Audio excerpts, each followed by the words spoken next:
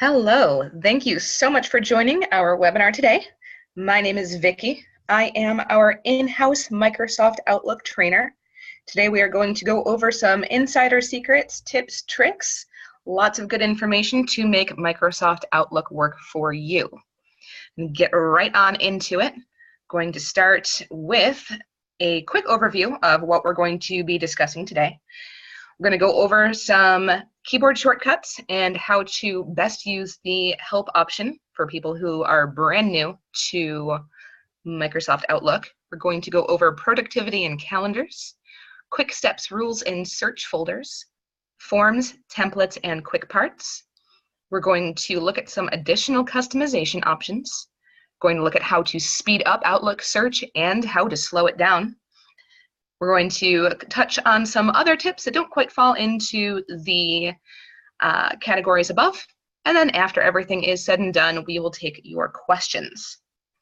So moving right on into it, we're going to start with the help window. The reason we're starting with this is because it is a little bit backwards from the way that the help feature used to be in Outlook and in most of the Microsoft Office suite. So instead of a help button, which used to be up in the upper right corner, it is now this little light bulb that says, tell me what you want to do. So rather than using it as a search feature, rather than saying, okay, what do I want to do? I want to set up a signature. Instead of saying how to set up a signature, just say signature. And you can type it in. It's going to take you right to the feature that you want to access. So that is a little bit different way of thinking than we're used to, but it is a little bit more intuitive. The search results will come up a little more naturally. Think of it as you're asking the person next to you a question. If they say, tell me what you want to do, just give them the answer. I want to schedule a meeting. I want to make a contact group. And it will give you the answer and it'll pop right up with the screen that you're looking for. Rather than telling you how to do it, it just gives you the screen. So again, I like the signature option. It's a good way to demo that particular feature. It does also show you the recently used. So if you opened it and you closed out of it too quickly, you can go right back over and set it up again. And since we're here, let's set up a signature real quick. This will be demo. And it's going to be for the account that I'm currently using. You can also set it up for new messages. You can set it up for replies and forwards. You can do both or neither. So if I'm setting up a signature, we're going to say, my name is Vicki, and I am the Outlook trainer. Maybe I'll put my phone number in here. Maybe I'll put an email address in here. Maybe I will use the business card, which is a feature that you can enable in Outlook 365 on the web. We'll take a quick look at those later on as well. And going back to the next slide, we're going to look at some keyboard shortcuts. Some of these are going to be pretty basic, things that you definitely already know how to do.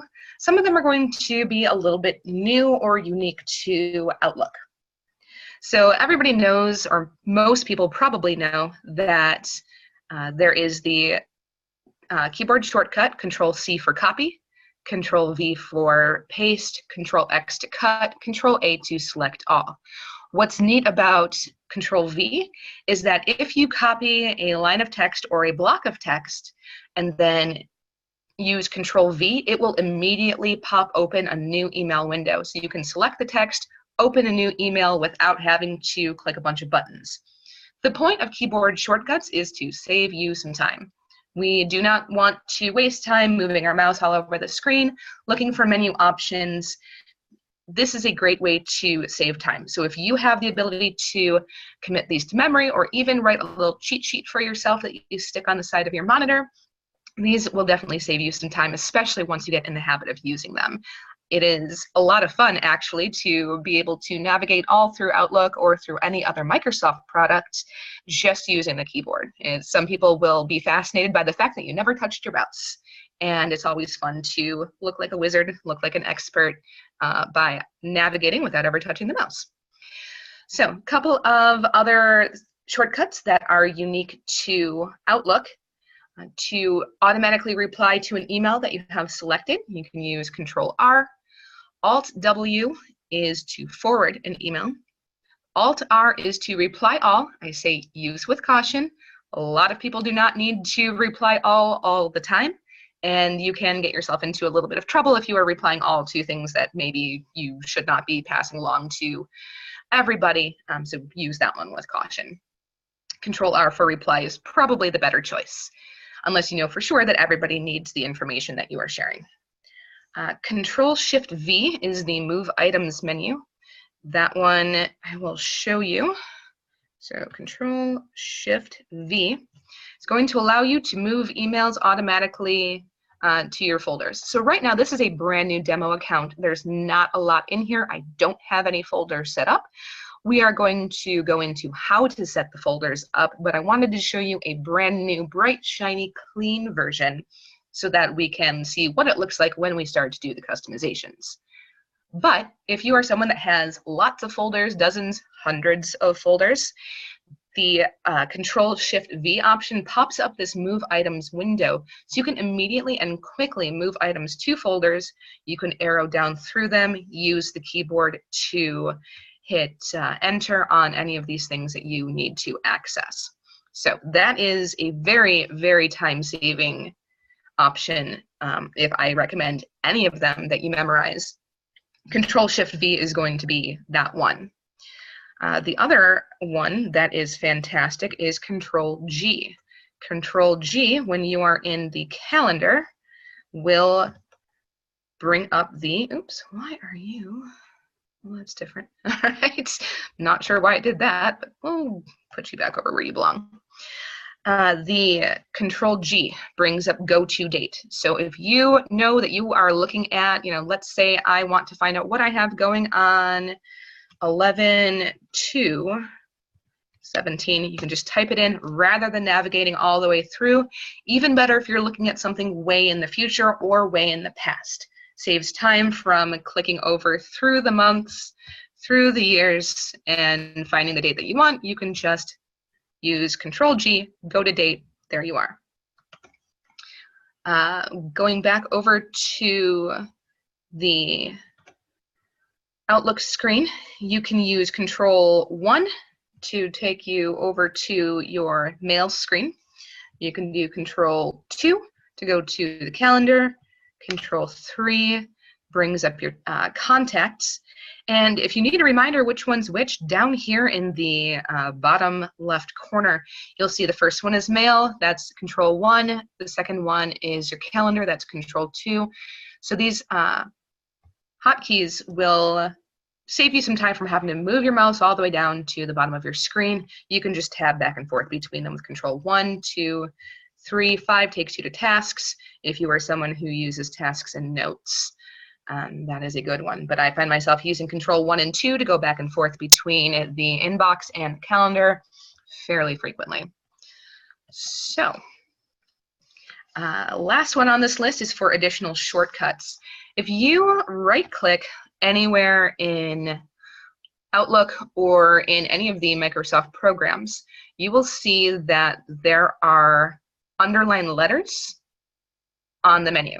So if you forget what it is that you are looking to do, or if you forget what the hotkey is, right-click where you want to go and look at the menu options. The underlined letter is going to show you what hotkey you're going to use. So if you forget that replying is Control-R, you open this up, you see, oh, the R is underlined, that's my hotkey.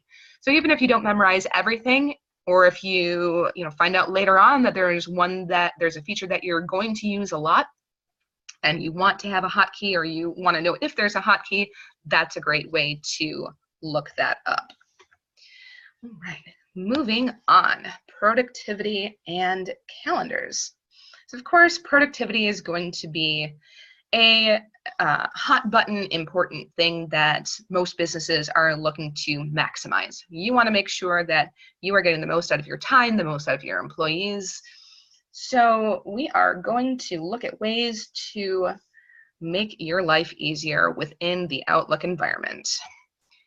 All right, the biggest one, especially if you have a lot of emails coming in all the time, especially if you end up with a lot of email threads, is going to be toggling over to the conversation view.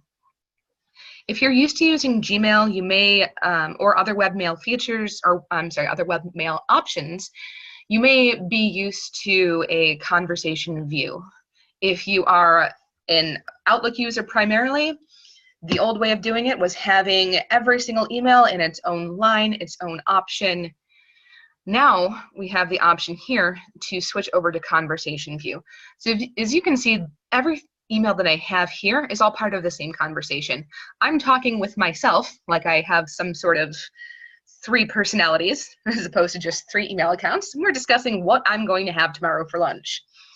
So if I want to minimize how much clutter, because right now this is taking up 4 lines when it's all one conversation, what I can do is go over to the View tab and click this box up here. It says Show as Conversations. So when I do that, it's going to compress everything into one message thread. I also have the option, if you look at this pop-up, I can apply this option to all mailboxes. If I want every mailbox that I have, every folder that I have, or all the folders in this account to show the conversation view, I can do that. Or if I just want this to be applied to my inbox, which might be nice if you look for a lot of specific emails that you have routed to different folders, a lot of things that maybe a reply has separate information, you may want to visually have those separated in other folders. You can apply it to everything or just the active folder. I'm going to apply it to all my mailboxes, and now I have one line for this conversation.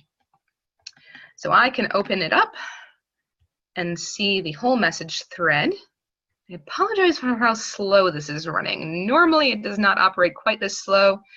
Something with the webinar going is making it take a hot minute to load some screens. But once it does pop up, you will see there. Now we can see that it is a threaded conversation. We can see everything that was on there with the most recent message at the top. So I'm going to close out of that.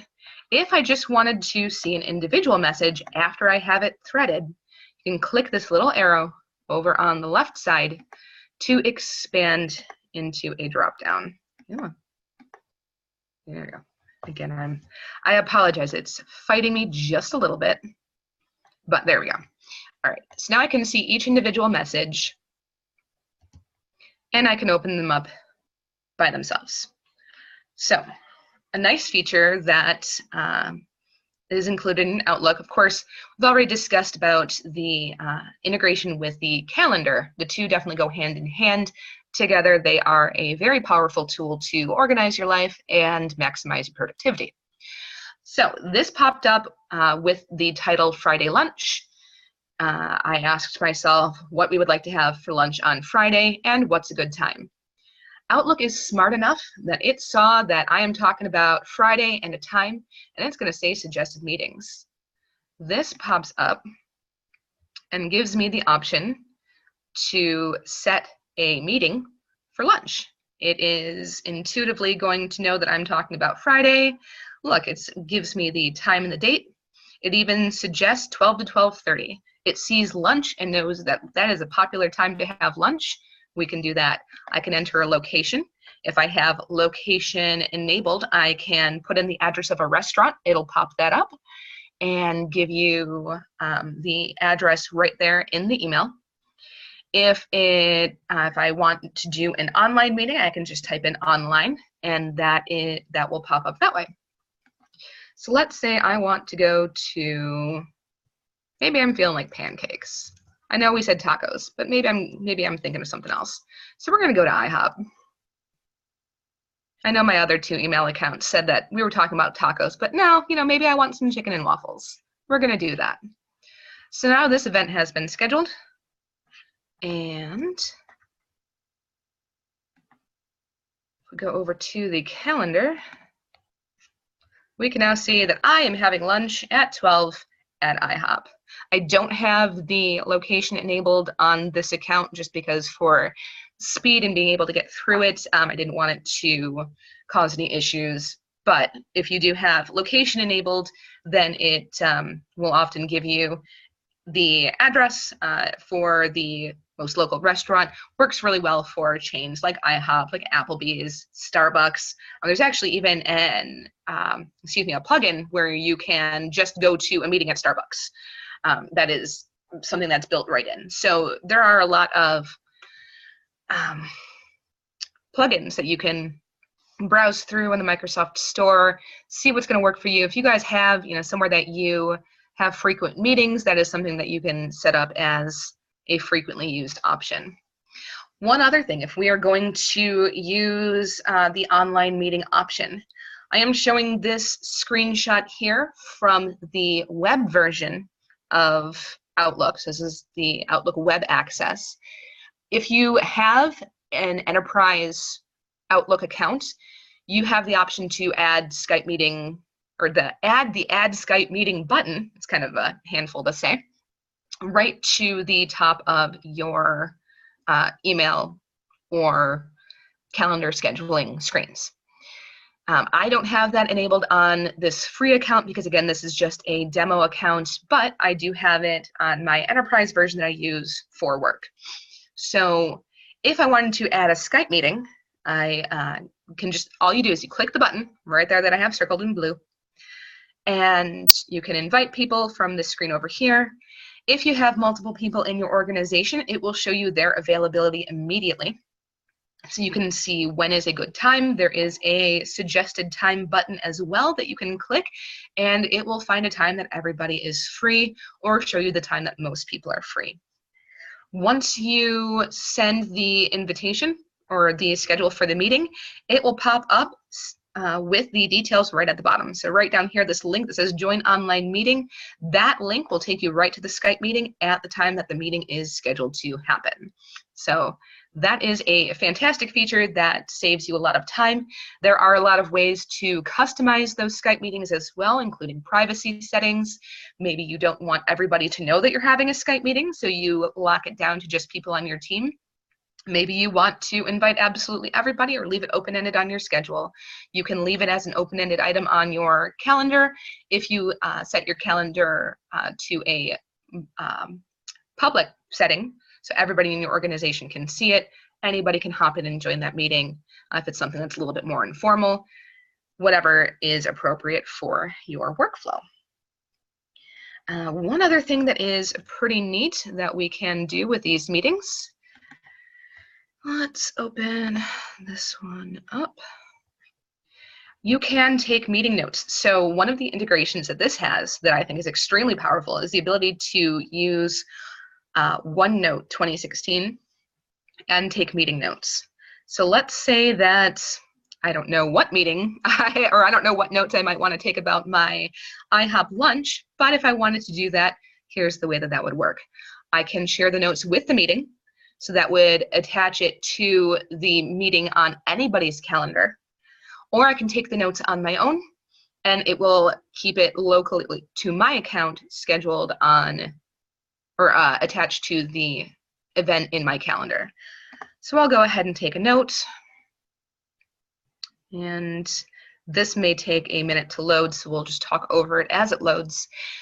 If you are familiar with OneNote, oh, there we go. We'll just call it quick notes. All right, and as that opens, you have the ability to take notes that are very organized or lightly organized. If you have an entire notebook just for meeting notes, then it will show all of the notes from all of your meetings, which you can access through OneNote. Or when you go over to your calendar, if you open up a past meeting, it will show you the notes from that date. So you can see that it automatically shows that what this meeting is. So this is the lunch meeting. You can see the date and the time that it was scheduled. You can see the date and time that the meeting actually occurred, and you can see the participants. Once the meeting takes place, these will turn into checkboxes. It will show either that the person attended with a green check, or it will show that they didn't make it with an X. Very cool to be able to keep details on who was there. That way you know who got the messages or who got the information that was given in the meeting, who didn't. So if someone says, oh, I wasn't at that meeting, you can come back and check and see, yes, you were definitely at that meeting, you got that handout, you got that email, you got, you know, that information. Or you can say, oh, nope, looks like you weren't there that day. Great way to keep tabs on things, because if you are someone who has a lot of meetings and you don't necessarily take roll, it's a good way to completely forget about who was there. You know, if you don't have that information already documented somewhere, you may not remember who was at every meeting. It's a lot of information to recall. This is a great way to keep that information, and it does show it by the date. So I love this feature. We're going to say, let's see, so I have my notes here. Notes. Oops. Will you please type in there? Okay, it's not wanting to let me type in, but we can save it and be done with it. Oops. All right. Then if you go back into the meeting notes, so if I close this out, you can go back into your calendar, open the meeting notes, or open the instance and then the meeting notes, either with the meeting or with the group or on your own, and it will show you those notes that were attached to that meeting. So this is something that stays. It will be available as long as you do not clear out the data from your calendar. So that'll be there a year from now. It'll be there whenever you need it. Very, very great feature for keeping organized across meetings. Right, next that we are going to move on. Oh, actually, I'm going to go back to one other quick thing. Want to touch on meetings or the calendars. Going back to the Home tab. Have the option to share your calendar, publish your calendar, or set global permissions. So if I want to just share my calendar with one person in my organization, I can invite them to accept that. I can invite them to add my calendar to theirs. If you have a team of a lot of people below you, maybe you want them to know where you're going to be, when your meetings are scheduled, when they can come and visit with you or bring things to your attention, or when you are simply not going to be in the office, you can share that with them. You can also request permission to view your recipient's calendar. So if you want this to be a reciprocal relationship where you can see their calendar, they can see yours, you can go ahead and check that box. So if you leave it unchecked, it says it's a sharing invitation. If you check it, it says it's a sharing request. So now you are saying, hey, I want this to be a back and forth. Please go ahead and share this with me. You can stick some notes in here explaining what you're doing and why. You can also set the permissions here to show availability only, limited details, or full details. So if you show availability only, it's just going to be blocked off in the calendar by the color that you set. If you have limited details, it'll show just the title. If you show full details, it'll have everything that's available. What room your meeting is in, what location it's at, any other details you put in there, that'll all be available. So that is how to set the permissions there. You can also do the same thing if you wanted to do it globally with the calendar permissions. So if you want your calendar to be available to everybody in your organization, you can set that here. You can also allow for your calendar to be read-only, or you can allow it to be read and write. This is something that is very, very helpful if you have lots of people that you need to be able to schedule meetings, if you need them to be able to edit things, have input, be able to change time and date, or even completely delete the items. You have that in here as well. So let's say that I'm the leader of a team, and the people of my team, I want them to be able to see see what's on my calendar, be able to edit what's on my calendar, but I only want me to be able to delete items. So I want them to be able to access them and change them, but I'm the only one who can take them away completely. You can set it to read and write, but I'm the only one who can delete items. You can also set it so that people can delete their own items. That way, if, say, I have a coworker or a team member that sets up a meeting and needs to later cancel that meeting, they can delete that entry, but they can't delete the entry of another team member, only their own. That option is available in the permissions as well. Or you can make it so that everybody who has access is able to delete anything that they feel the need to delete. So those permissions are right there in this nice, easy button right up here in the ribbon. It is under the Home tab on the meeting screen, or on the calendar screen. So nice and easy access. You don't have to go digging through a bunch of submenus to find it. All right. Moving on for real this time. All right, we're going to go on to Quick Steps, Rules, and Search folders. Okay, I'm going to come back to my mail screen. All right, so Quick Steps are automated actions. They are similar to macros. They are quick buttons up here in this menu that you can set. You can use default ones. You can customize them to your heart's content to perform actions that you use repeatedly. You can apply them to individual folders. You can apply them to individual messages. You can apply them to everything as you see fit. It really depends on what you want to use it for. The best way to utilize Quick Steps is going to be for messages you need to review before taking action. I'm specifying that because once we get into this, if you are familiar with rules, you might say, well, why wouldn't I just do that with rules? Well, the nice thing about Quick Steps is that they are going to allow messages to go where the rules send them, and then you can individually take further action with an easy click. Rules are going to be something that you're going to apply before you take any action on the item. So, for instance, if I have a team folder set up where anybody who is sending a message from a certain team goes into a specific folder, that is going to be something that you want to set as rules. You don't want to take the time to apply a quick step to every message that comes in from that team. You want it to just immediately go to the folder. So we could set up that folder. Now, for quick steps, a good example is if you get certain kinds of email that you want to see first, but then you need them to move somewhere after you read them, a quick step is a great way to do that, especially if there are repeated actions that you need to take on a specific type of email. So a great example is going to be a customer request.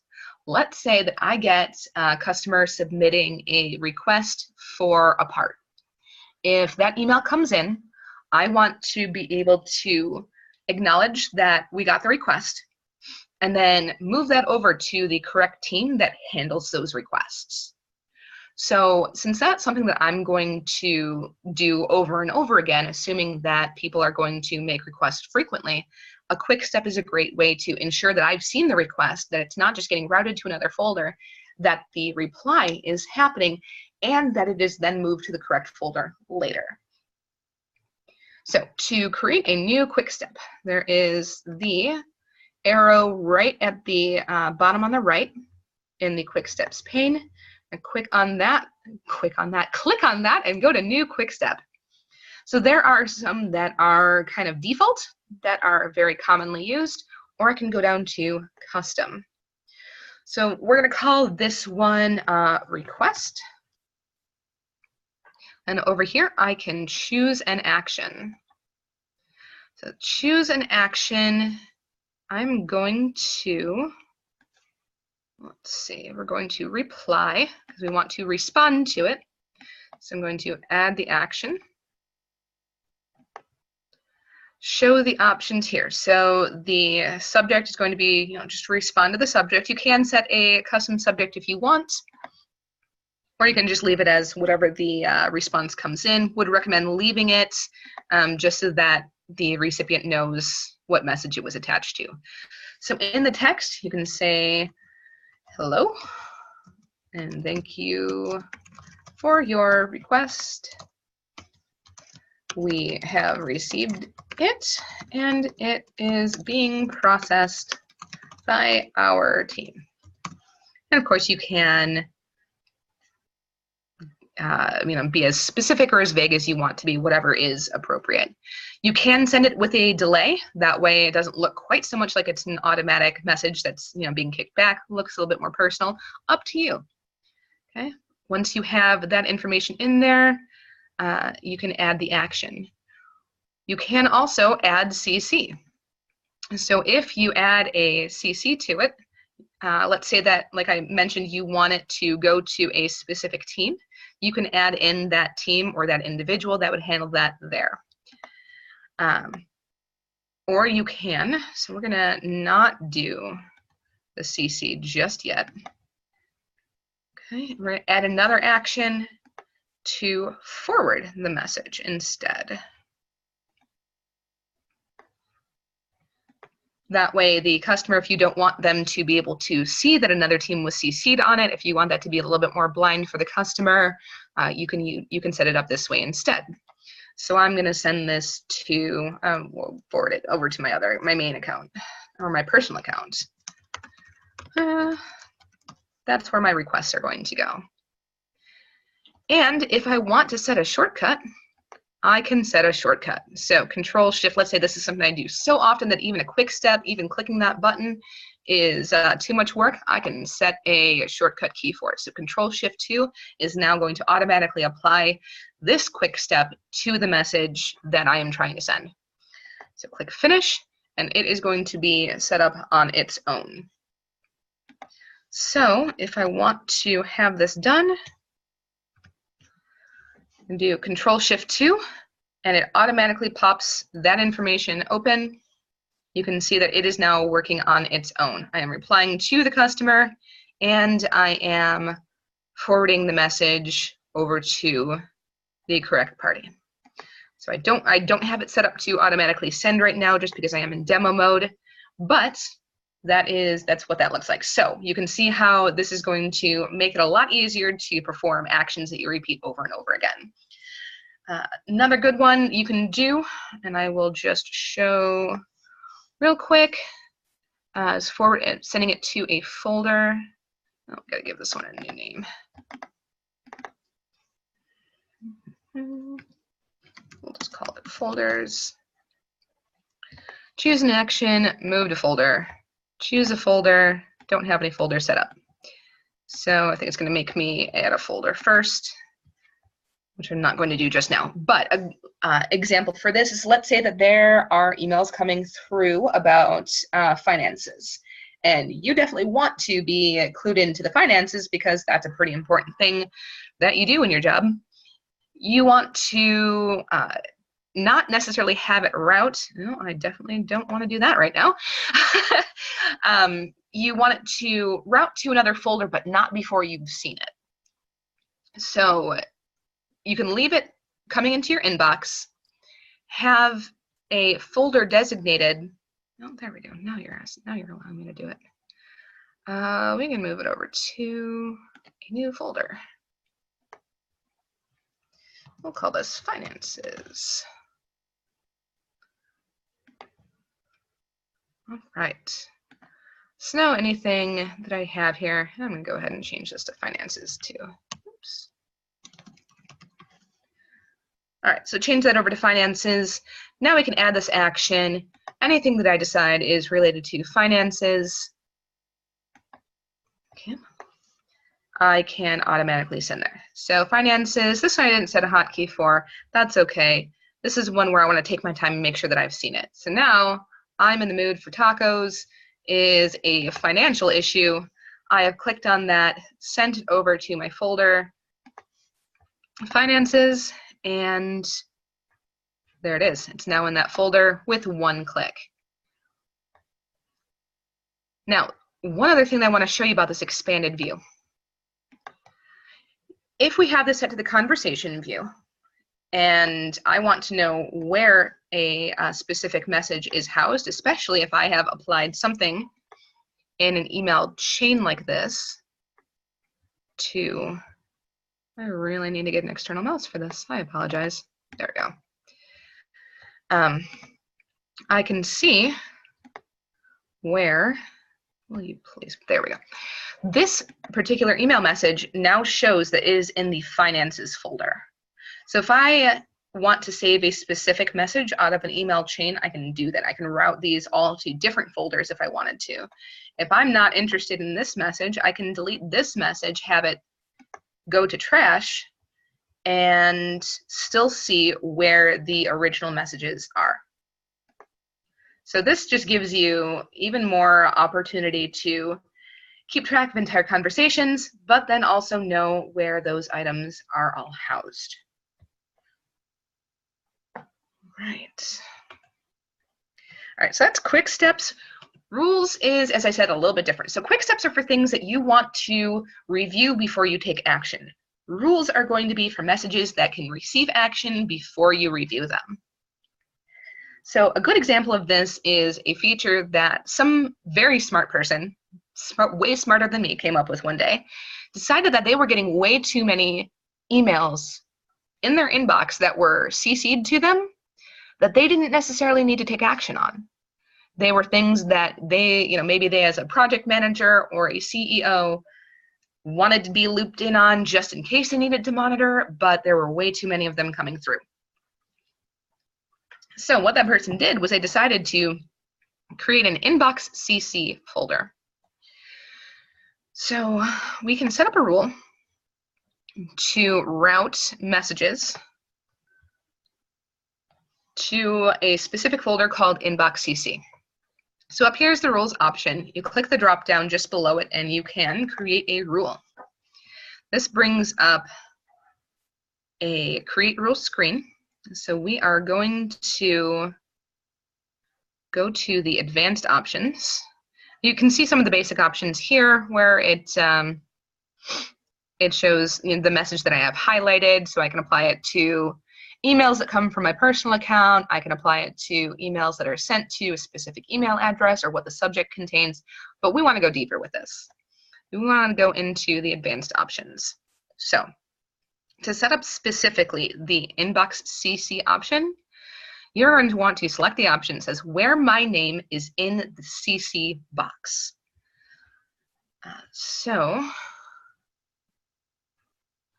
You can also set it to where my name is not in the to box.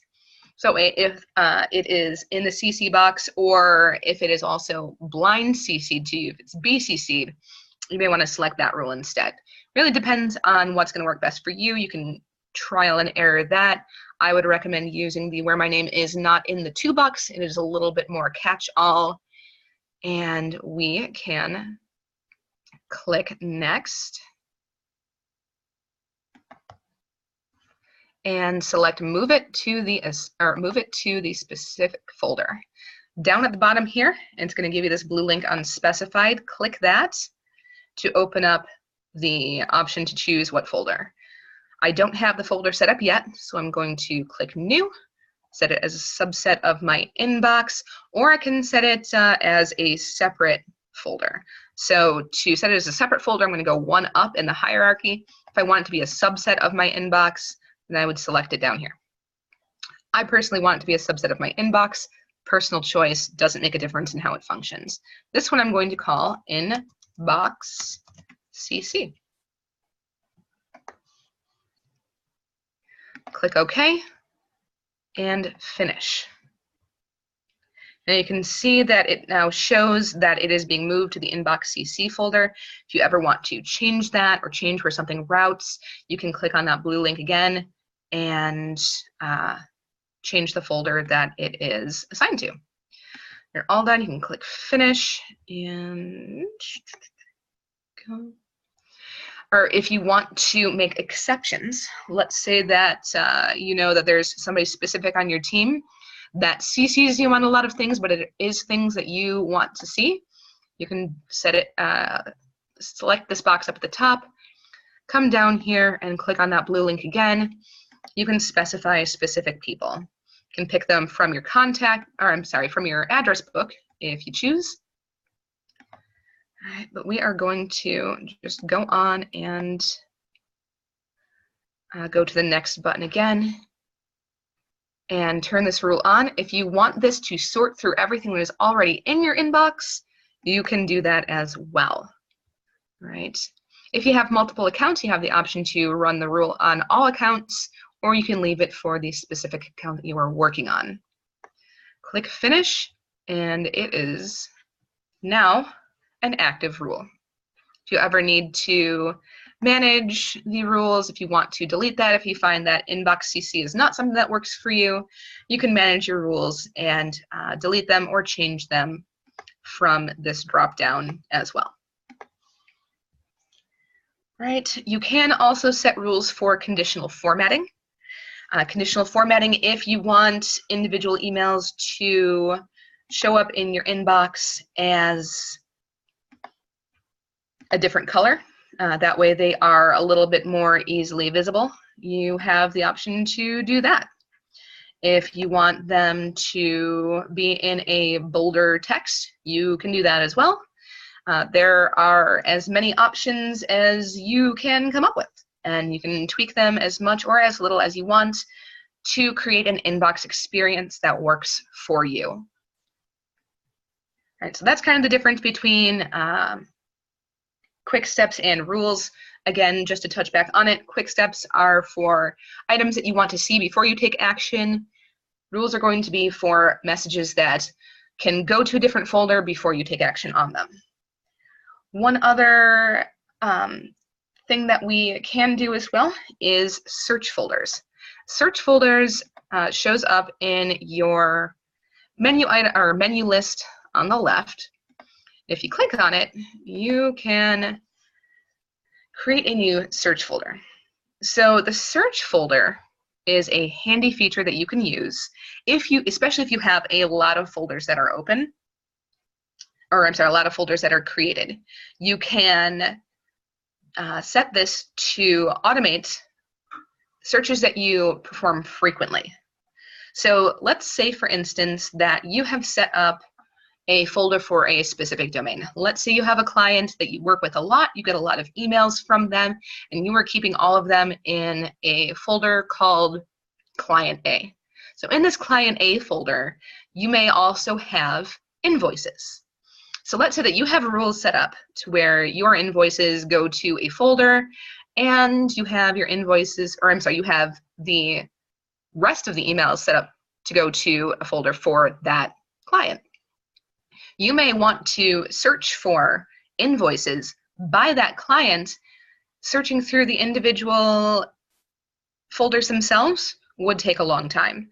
So what you could do is set up a search folder for mail to and from specific people, sent directly to me, or messages that have specific custom search terms. So let's see, I'll click on the search option here, and we'll call this one Invoices from Client A. You can select the folders that will be included in the search folder. So if you know that you're looking for invoices and you're looking for Client A, you can select those specific two folders, or you can select, or you can set it to search absolutely everything. Okay, yep, I do want to continue. And set up the customization based on the search terms themselves. It will show up as a search folder. So now this option is here. I didn't set up the search terms themselves because I don't have the keywords. I don't have everything all on this demo account. However, you can see that if you had the invoice folder and the Client A folder, it would then show just invoices just from Client A. So That's one way to use that. Another way to use it is, let's say that you have client A and you work with 15 people in that organization, but you only need today emails from their financial contact. You can set up a search folder that shows only emails from that particular individual from client A. That way you can see the messages that are from the person that you speak with about that topic without seeing everything else that came from that organization. That's a good way to keep track of searches that you perform often. You can, of course, use the standard search, which is up at the top of the second column at all times. You can search everything on the entire account, or you can search individual folders. It is up to you. But if you find yourself performing the same search over and over and over again, probably a good idea to set up search folders. One caveat with search folders, this is a feature that is primarily functional for the Outlook desktop version. Most of the features that we're covering today are also available in the web version. This is something that is saved locally to your individual machine. The nice thing about Outlook is that it truly is just a window into the Microsoft Exchange server.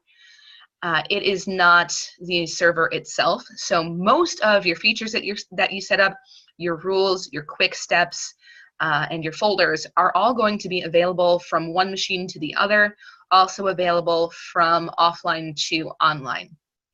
Currently, search folders is something that is strictly local. So it's going to be on the machine that you set it up on. It's not going to show up on the web version. Per Microsoft, they are working on getting that feature enabled on the web version as well. So it is a feature that should be there eventually. If you absolutely desperately need it, please do reach out to us. We can tell you how to set it up. It does involve tweaking with the offline settings on the web version and then going through some settings on the desktop version. So it's a little clunky, but it is something that is there if you absolutely do need it. For most people, though, having it just set up locally is more than sufficient if you do use the search folders. So great feature, unfortunately not one available on, or not one easily set up on the web version at this time, but a feature that is in the pipes for Microsoft to bring to us eventually. All right, we're going to go into forms, templates, and quick parts. This is going back to that original quick step that I set up, where there are emails that may be something that you send very frequently. You can run that macro as a quick step. A couple of different ways. You can also set up emails that you use frequently. You can create a form, a template, or a quick part. Differences between the two. Forms and templates are for frequently sent emails, whereas quick parts are templates for frequently typed information. What's the difference? Maybe you have a response, a greeting, a tip that you type frequently and insert into your emails that you do not need to have as an email all on its own. It's a great feature to set up the quick part. Running a little bit short on time. I want to show you that. If you are interested in a demo on exactly how that works, please reach out to us. It is easy to use. It is very handy, but I'm not going to demo it right now just because we are already running into a little bit of overtime. But it is a very cool feature. I want to show you all the cool stuff that we have. So we're just going to go to forms and templates. So forms utilizes a quick step. So it's a quick step that we already went over. This one is going to just create an email with a preloaded response. You can use that form to shoot off responses, but not necessarily have any additional action taken on it. Already shown you how to create a new one, not going to go over it again. Imagine that this is an email with a template that you can see a quick response, say, okay, I've got Friday lunch, I just want to respond to it quickly, click that button, and whatever the response is, I've now sent out. So if you find yourself doing a frequent response, but you don't need any other action taken to it, you can set up a quick step as a form. Templates are a little bit different. This is something that is going to save locally as an Outlook template. Something that you can do a little bit more customization, a little bit more formatting on. You can also add images and anything else that you need to as well. You can attach files to it. It is, however, something that is saved locally again. So this would be something that is very useful for things like progress reports, supply requests, anything that you are attaching, say, a spreadsheet or a presentation to. Setting that up as a template is a quick and easy way to get that going. So let's say, we'll do that real quick. I am going to type in, we're going to call this monthly report. So if I'm typing in this monthly report and I have, let's see, this is my month, this is my date, and this is my information, see spreadsheet. What I can do is go to File and Save As. And with the Save As option, I can save it as an Outlook template. When you save something as an Outlook template, you can save it to whatever folder you want, and it will be available to you in this format anytime you need it. So especially if you have something that you are sending out frequently, such as a file or something with a lot of formatting that you don't want to go through copying and pasting, you can just set up this type of template, save it locally, and have it available to you whenever you need it. Again, I emphasize that this is saved locally because this is something that's going to save for you on the machine that you're working on, but not necessarily be available in the cloud. You're not going to see it on the web version. If it's something that you definitely need available there, maybe set it up as a quick step instead. So it's a great feature, very neat, very powerful, but again, you just kind of have to weigh and choose how you are going to be using it. All right, going on to the next, how to speed up Outlook search and how to slow it down. Why would you want to slow down Outlook? Well, you don't. So a quick tip that we're going to touch on, a lot of organizations still use PST files. These are files that save absolutely everything attached to your Outlook account, and it is saved locally. Whether it is to an individual machine or to a server, it is not a good idea to have that sort of backup. Microsoft Exchange does have the option, obviously, to be saved to the cloud, or the files that are on Microsoft Exchange are saved to the Exchange cloud. So you don't want to necessarily have a backup that is constantly running to a local machine. A couple of reasons. One, if it does corrupt, it's gone. If anything happens to your local machine or to your local server, it's gone. Number two, the file size becomes far too big. You are going to run into performance issues. You're going to run into possible data corruption issues. Number three, it will cause the file server to be bogged down. It will cause some issues with the file server itself. If you are someone who knows a lot about file servers, you will know that it specifically on the Exchange services, please do not do this. Do not set it up this way because it will cause issues with the data that you're trying to save, especially as it gets bigger, especially if you're in a bigger organization. So please don't use PST files. It is actually recommended not to use them. They are available for, if you have very small backups that you want to use, but there are better ways to do it. One of the better ways to do it is to archive your files. If you want to clear out but not permanently delete your old emails, you can archive them. You can do it automatically, set it up, or you can do it manually when you decide that it needs to be performed. I recommend setting it up automatically. I want to make sure that you're not overloading your, or you're not having too big an email inbox or email file to search from. It will, again, start to slow things down. So archiving your old messages will definitely speed things up. You can set the parameters for how old you want it to be or how far back you want it to go. So if you need something, from the entire fiscal year or from a calendar year, you can set those parameters how it best works for you. The other option that we can do is re-index especially if you are using your search folders to their fullest extent. You have a lot of folders, it may start to slow down. If you notice that using your search folders or the search feature is starting to lag a lot, if it's not performing at reasonable speed, re-index your files and it will automatically rebuild and research for your search folders and speed up that process as well. Okay. If you need, I know I'm kind of speeding through this, if you need more information on that, please reach out to us after the webinar. More than happy to go into depth on that. Okay, other quick tips. You can attach recently used files via the file drop-down arrow. Come back over to this. We're going to reply here and say I want to attach something. I can attach file. If I click on the drop-down, it shows me the things that I've used recently. So rather than having to hunt through your entire computer, it's going to show stuff that you've most recently used. Microsoft knows that, or Outlook knows that the things that you're going to send are probably going to be things that you've used relatively recently, or at least often going to be that way. So that is a quick way to find those. You can also disable or customize your desktop alerts. If you get a lot of email and you are getting desktop alerts for all of them, your computer is probably pinging away all day long. Customize them so they only pop up for people that you absolutely need to see their messages right away, or you can disable them entirely so it leaves you alone when you're not looking at your inbox.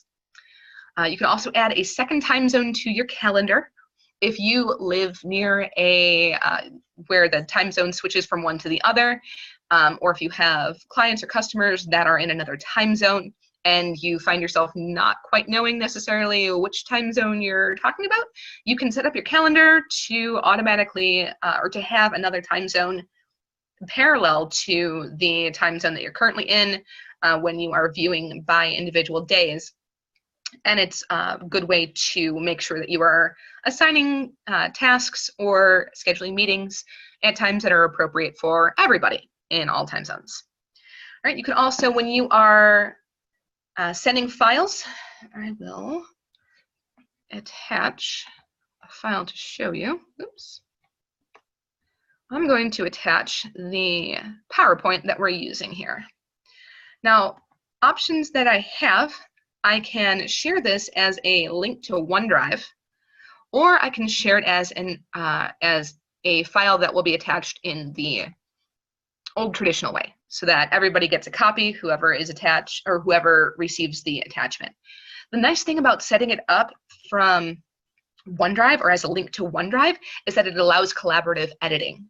If you have a file, let's say an Excel spreadsheet that you want multiple people to be able to edit, if you send the link to OneDrive, everybody is now editing one file, as opposed to the local file that would be attached individually.